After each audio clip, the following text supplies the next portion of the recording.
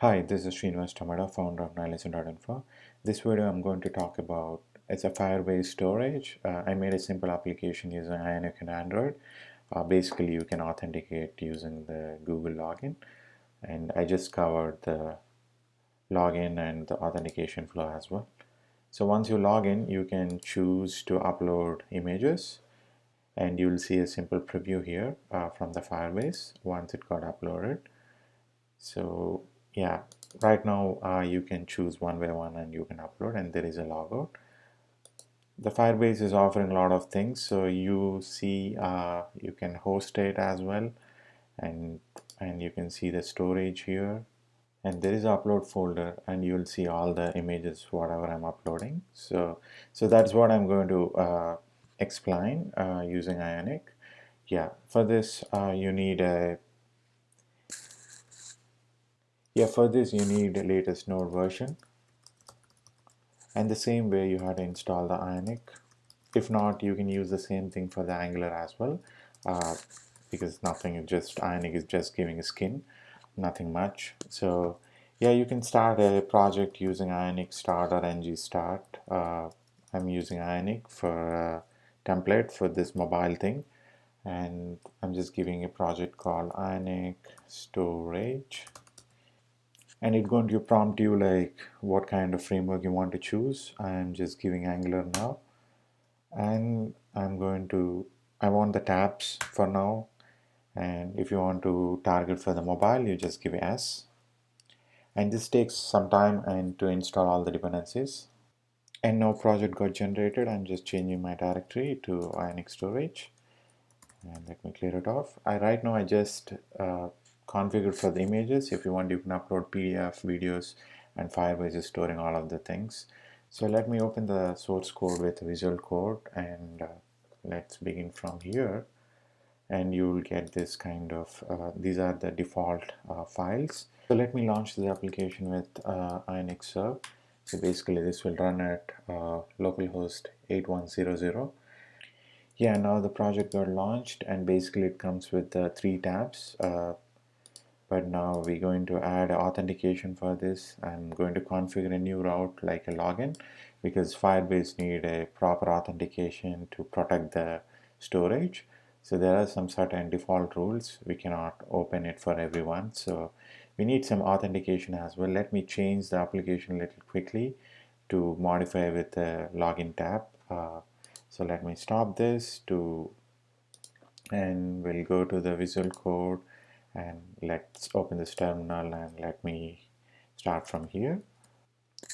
Yeah, for implementing this you need a Firebase account, and you need to install some Firebase plugins as well. Now Angular is by default it's providing some Angular Fire plugin, so it's called install, and you can give Angular and the Fire. So this gives all the Firebase related dependencies. In the same way, we need one more thing called npm install. It's Firebase.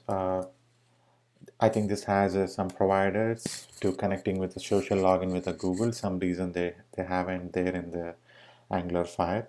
So for fixing these critical things, you can just npm audit fix and force. That'll clear it off. So yep. Now if you look at the app routing.module, I think you'll see it connected with the tabs.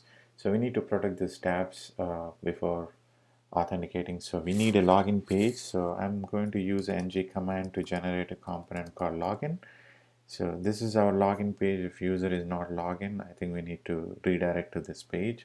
So it's a simple component, but Ionic is calling as pages, but the basically term is a component.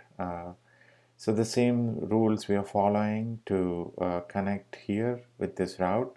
So I'm simply going to create another module because it's a lazy loading concept. So I'm just creating a module for the login, and it got created here. So you have to import that login component here. And the same way, if you look at these tabs, there is a routing module. The same thing, I'm following the structure like the login and the routing and the module.ts. And if you want, like, you can just simply copy paste these things and put it there, and you can change it simply. And some reason there is no generator option for this. So I'm just changing this tabs to login, and everything is same here. It is coming to the login component, and clear it off this and save it, and come to the modules, and you have to import that. So login routing module.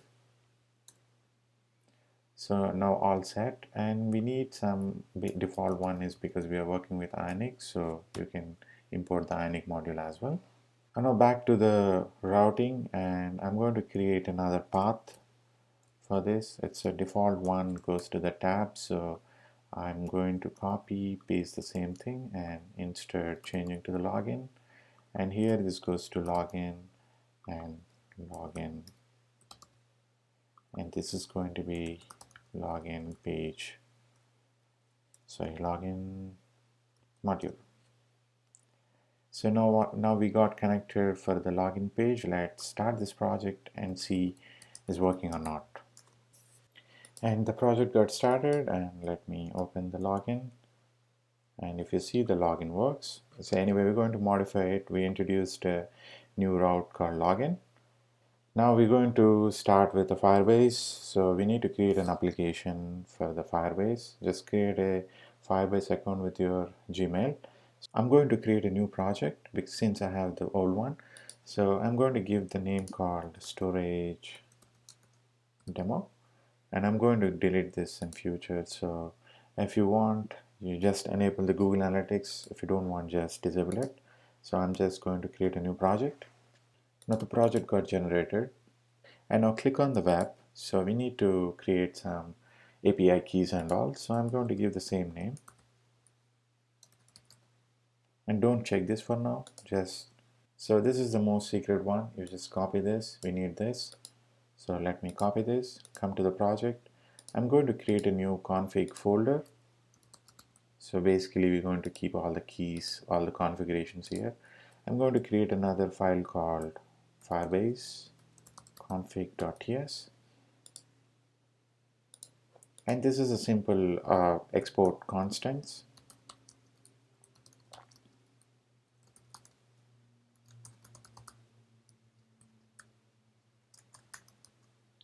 So I copy all my configuration here. So whenever I want, I can just use this and import it. And there is an authentication here, or you'll find it here, because I'm going to enable it for Google now, because you can do with multiple things, so like GitHub, Firebase, and you can integrate with many other things like Facebook, Twitter, and GitHub. But I'm not covering all the stuff because Google is a little quicker to do it because I have already account. So right now it got disabled. Or if you want, you can do the email and password to configure it, but that is a different subject. So I'm going to do it with Google. So let me click enable, and it's going to ask you the project name. So I'm going to give the same storage demo thing. And yes, you can choose the support email and then save. And after some time, you'll see it got enabled. Yeah, you can see it got enabled now. So let's come back to the project. So let me kill this process. And now we're going to import some of the dependencies. Let's connect the app module with the Angular file. So we need the Angular file module, and you have to initialize the app. So whatever you have a configuration, it's called Firebase Config. So you have to import that. So if you look at that, it got imported from the config. And then we need two more imports. One is for the Angular Fire Auth. So that usually comes from the, and the same way we need Angular Fire Storage. So I'm going to create a new folder called services. So under this, I'm going to create a Firebase Auth service for dealing with the Firebase social login. And the same way, I'm going to create a Firebase image service to upload the stuff. I'm using an ng command to generate this services. So I'm going to give Firebase Auth. I'm going to create another service for uploads. So that called Firebase upload. So I'm going to discuss about this later. Let's finish this for the auth for now. And for this we need Angular Fire Auth, and the same way for the router. So this is basically like when you deal with a logout. So we need these dependencies. So I'm going to create a few methods called Firebase Social Login. So this need a provider because you can use it later with the GitHub, all the stuff. So basically it's going to be any. And the same way for logout. So once user logout, what to do. And yeah, for the Google login. So this basically deals with like constant provider, and it's going to be a new instance for the Firebase and auth dot so Google provider. The same way you'll find the GitHub provider as well. So I'm going to, this comes with certain kind of options, so you can easily deal with that. So the same thing you're going to return, and this dot Firebase social login, you're going to pass the provider here. So let's use this. So this dot Angular Fire Auth is giving a sign in with pop-up. So you need a provider options, and then this is a promise, so there is a response coming, and the any,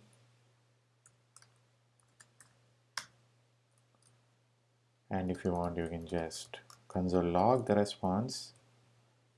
So basically the user information comes at the user, and once it got success, or if you can give like rest.user, and then I'm going to store this information. If you want you can do it with a separate service, but I'm directly doing with the local storage, or if you want you can use session storage.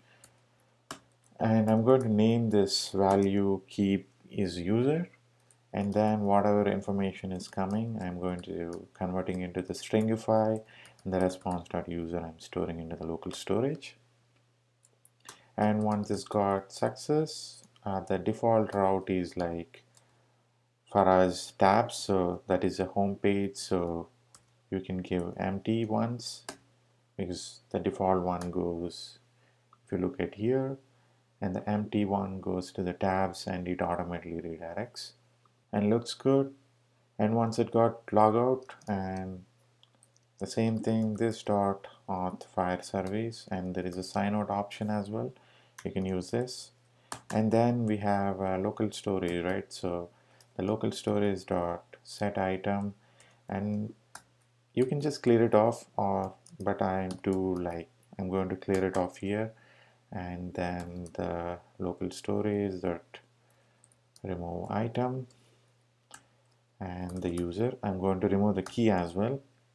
And then user, when user accesses the router, going back to the navigate and navigate back to the login. So that is what this is going to do. And now I'm going to create another function called get user. So you can directly create a constants to retrieve the data from the local storage, whatever we stored in the local storage. So local storage dot get item, and we know the key, it's called user. And if you want you can maintain these keys in a constant file so that you don't need to repeat everywhere. You can just give a reference, and yeah, so and you can return the value dot basically the data stored in a JSON stringify object, so we need to convert that into a JSON. So I'm going to use JSON parse, and whatever user data I'm just converting that and returning back. So when you access this get user, you can directly access it. So I'm going to create another folder called guards. So these guards, I'm going to create two guards. One is auth guard and one is login guard. Basically we are connecting here with connective guards.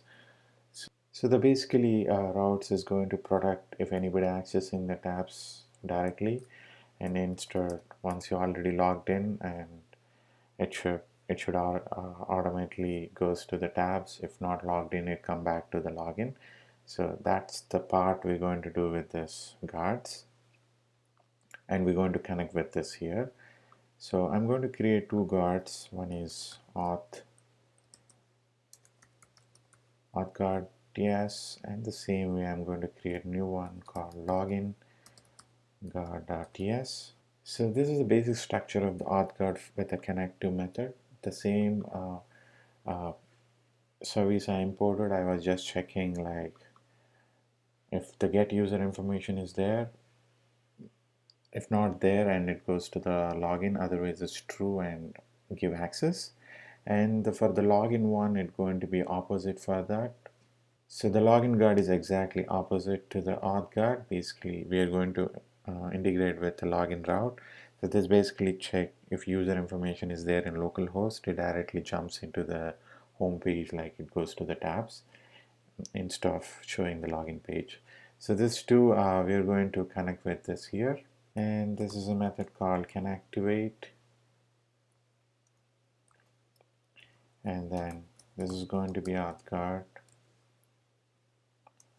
And the same thing like here is a login guard. And once you go back to the application, so if you check the local storage, we don't have anything here. If you directly access the tabs and tab 1, it redirects back to the login. So because no information here, once you connect with the Google Auth, and we can set some information in the key here, then if you access tabs, it goes directly. So but right now it automatically reverts back. Let's modify this login page with the Google login. So there is a login.html, and I'm just going to replace this with new Ionic commands and components, and just give everything here. And we need to import it's a public and the Firebase auth service. And if you want, you can make it private and make an action method here, and you can do that. But right now I'm just making it public and directly calling that login whatever we created few minutes back. So it got connected, and I just give Google login. And if you come back, say it got updated. So once let's open this application and see how this is going to work for the local storage. Let me log in. It's going to prompt me that so the users to log in, and it's specifying the application as well. So it got logged in and the user got created, and the user information from the Google, it got stored in the local storage. Let's add a small logout logo here. The same thing I'm going to follow for the tabs as well. Go to tabs, there is the HTML, and so I'm going to just add the toolbar. I'm just creating a button with the logout and the logout action.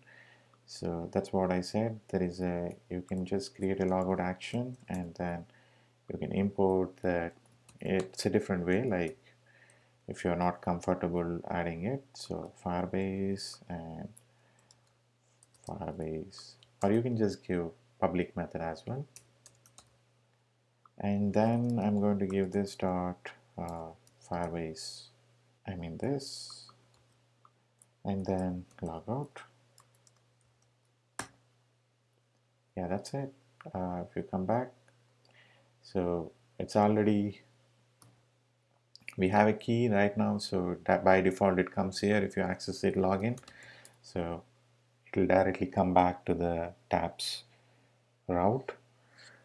And once you log out, and that is how the guards will protect the routes, and again it going to log in back, the same thing going to happen.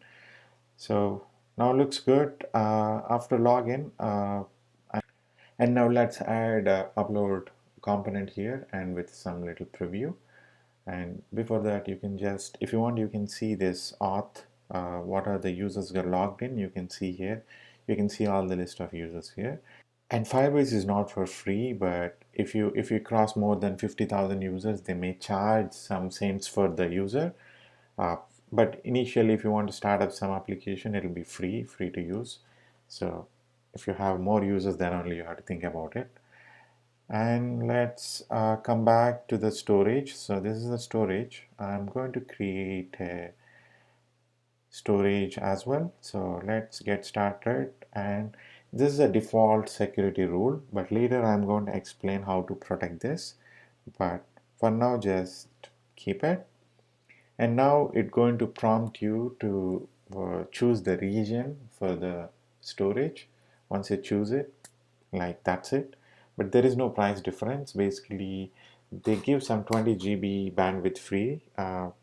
Maybe you can check it. I'm not sure about that. But later point, they charge. So I'm going to create a folder called uploads. All my images, I'm going to upload it here. Even images, videos, and the PDFs, all the things you can do it. For now, for images, I'm going to do it.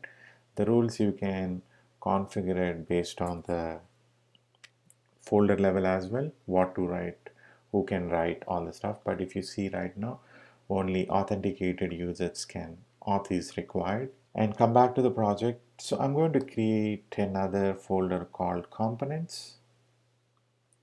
This is to maintain all the child components. That is how I design my projects instead of mixing everything here. So, and for this, I'm going to create a module. So if you see, there is a module got created. And now I'm going to, under this, I'm going to create two modules for photo upload and photo list, and another one called photos list. So this is basically preview.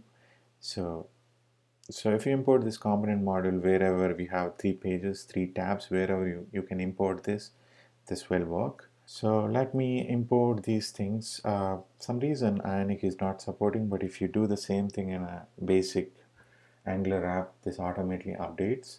But now you have to do manually import and export these things.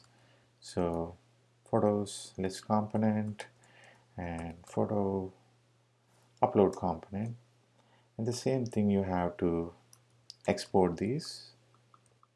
And now we need to import Ionic module as well if you're going to use some of the these kind of Ionic components. You need that. And the components module is exporting these two, so if you want you can use this anywhere. So we need it in the tabs, so I'm going to import it in the module. So components module, the same way if you want this one, you can import it wherever you want.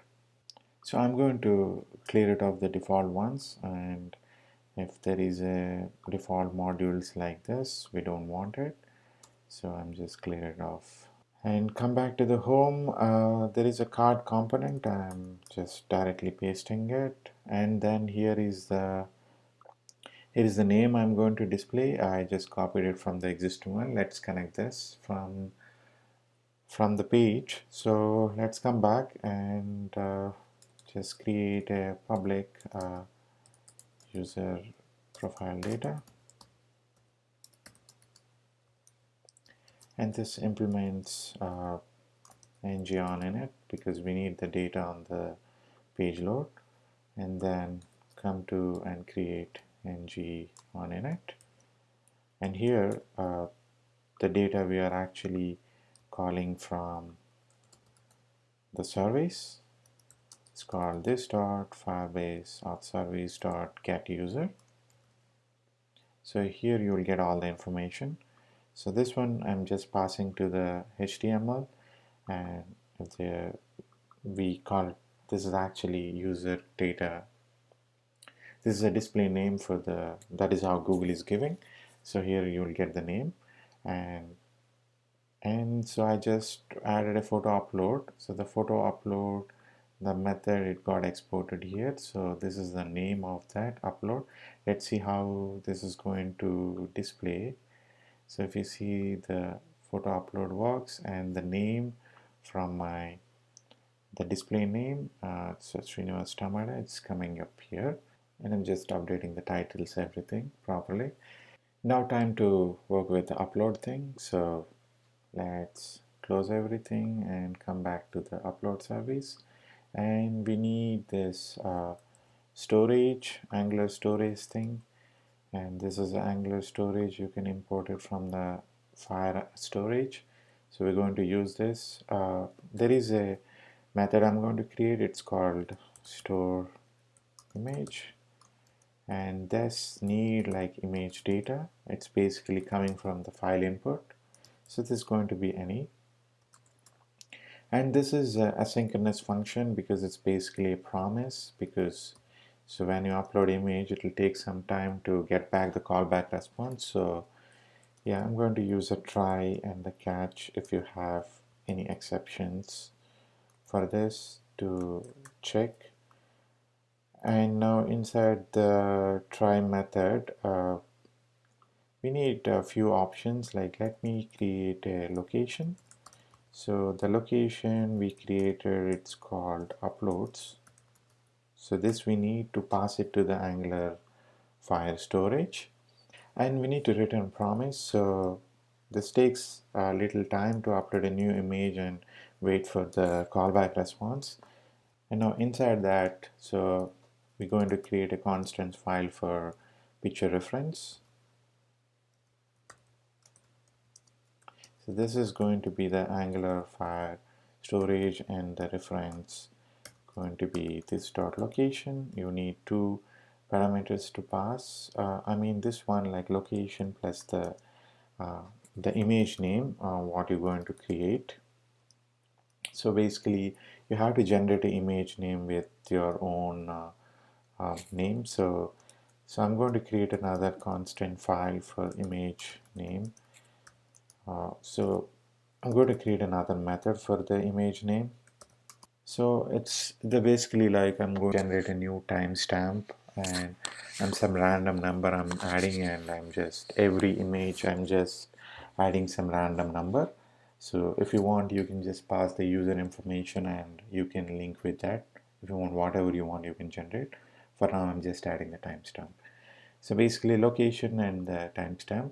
So now using this picture reference, there is a put method, and you can pass the image data. It's coming from the input file, and then this is going to return something. So then, and there is a catch method, like like if any problems, if Firebase throws anything, and you can reject that promise, and everything is okay. Once the image got uploaded, we need to use the same picture reference, the same name and the location, use that and get download URL to show the preview. And if not, you don't need to worry about it, but if you maintain your own backend server or something to store this reference, you can use this. So, and then there is a subscribe method, and you'll get the URL for the Firebase storage URL, and just use the arrow method and you can resolve and return it back with the URL. And let me format this. This is the structure.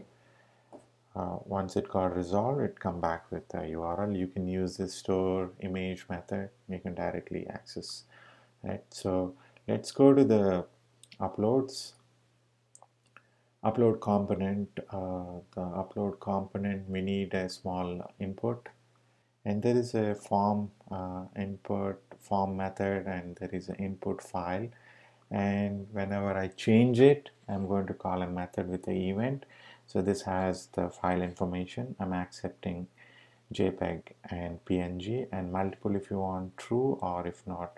Right now I'm putting only one. I'm just disabling that, and now just I'm going back. I'm going to create a method and import that Firebase upload service, because we are using the store image method here. So, and we need to show some status for like it is uploading or not. So I'm going to create a flag for that. So it's called bar status. Basically it's false, and based on that we'll enable one small text there. And whenever it comes here, the bar status is going to be true, like we are showing that image is uploading. And then Firebase service, and then store image, and then okay, this is event. The event has the file information, so that usually you'll get it in the event.target, and then the files, and then you can just give the file, the first one, and then so the file got uploaded and you will get the download URL. So that comes in the response, and then any. Yes, if the response you got, and you can do certain things like you can change the bar status to false. I mean previous state, like uploading got finished. And then I'm going to create a small array for storing all these URLs to show, because we don't have anything, because we're not storing anywhere in the database in this demo. So I'm just creating image uploads. So whenever the image comes, then I'm going to use it. If you want, you can push it or unshift. Basically it comes in order, in a different prepending order. So I'm just pushing it here. And then if any error comes and you do the same for bar status is going to be false. And now you can just simply add extra div tag with, like, uploading status, like bar status. By default it false, it will not show anything. Whenever you try to upload something, it's true and it's showing uploading. And then once everything is done, it put it back to the old state. And now I'm going to import another one called app, whatever the information is there. The previews I'm going to display it here. Let's see how that looks like. Yeah, so I just put the photo list as well. So whenever you upload an image, that stores in the image uploads array, and that one we're going to render it. So the same image uploads I'm passing through the attribute. So that is also, I'm give the same name. So let's go to the photo list, and I'm going to create another input object for receiving that.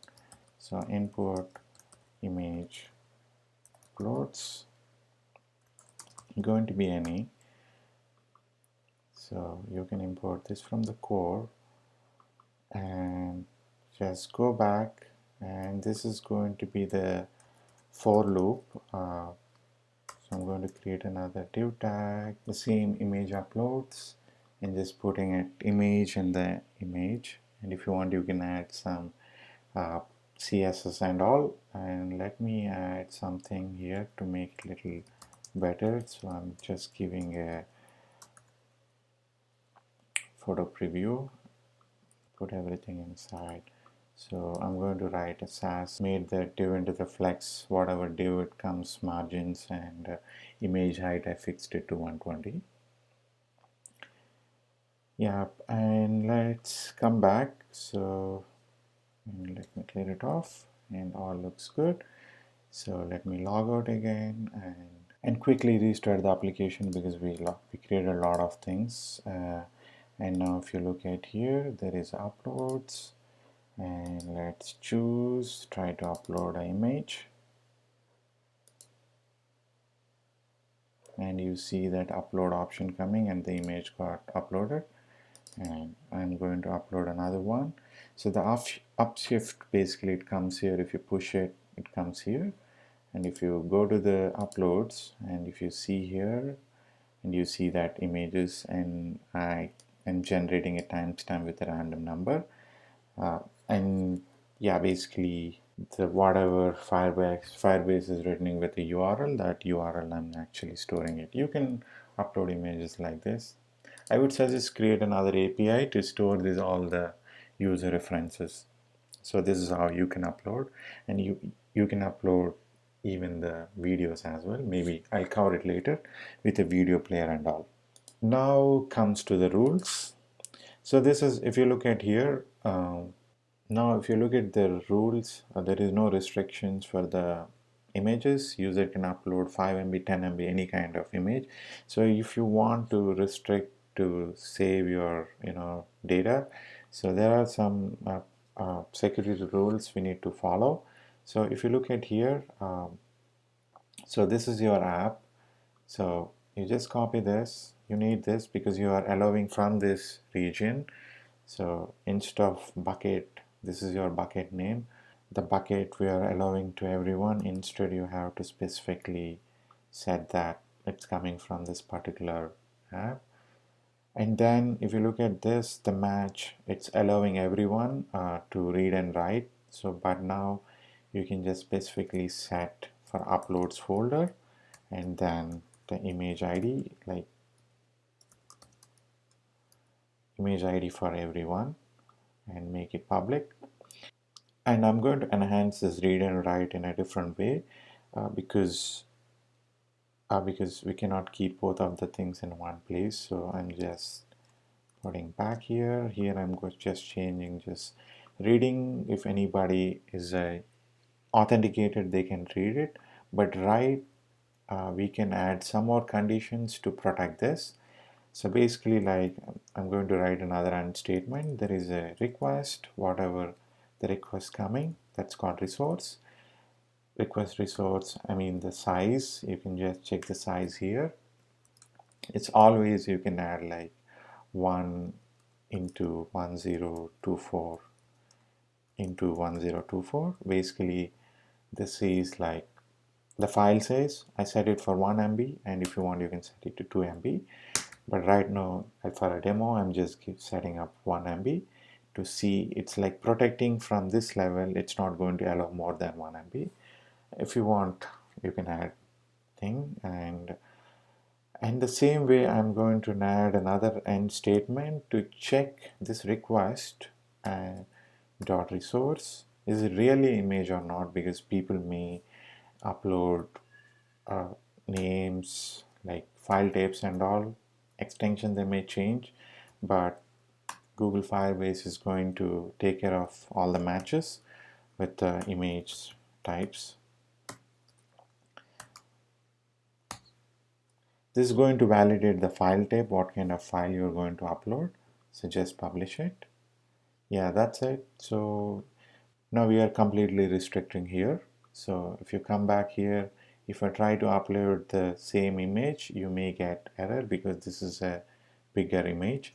Maybe you need to show some error here to saying that this is exceeded more than 5 MB.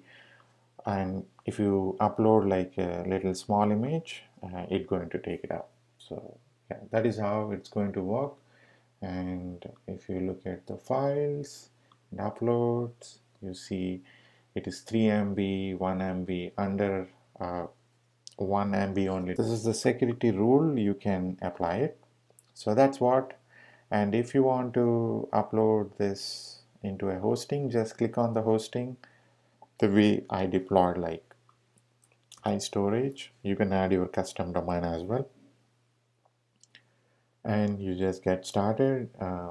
It asks you to add this Firebase tool in your global level, and then if you give next, and it asks you to log in and in it.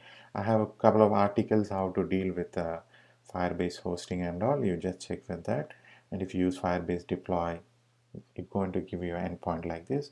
Let me quickly do it. So in the terminal, so I already installed that. So Firebase init, I'm going to initializing that, and it's going to ask you which one you want to hosting. Just click the space bar, and then is it existing project? Of course, yes. And then there is, I just created called storage, and you just choose that storage demo and click it. So is it a public directory? For now, this Ionic is www, but if it is an Angular project, dist, and the React is different one. I think it's www, I guess. If you want to overwrite, no. And then set up automatic builds, no. And let me build this project, Ionic build prod. So this is going to create a production build, and it's going to create a www folder like this. And if it is Angular, it is ng build and prod, I think. And the production build is ready. If you look at here, all the production files got generated. Let me clear this and like just hit the Firebase deploy. If you get a server error, no need to worry about it. Yeah, just keep trying it out and you will get a hosting URL. And then you just access that URL and you see the same output, and you can log in and upload the images. Yeah, that's it. Yeah, that's it for this demo, and thanks a lot for watching this video.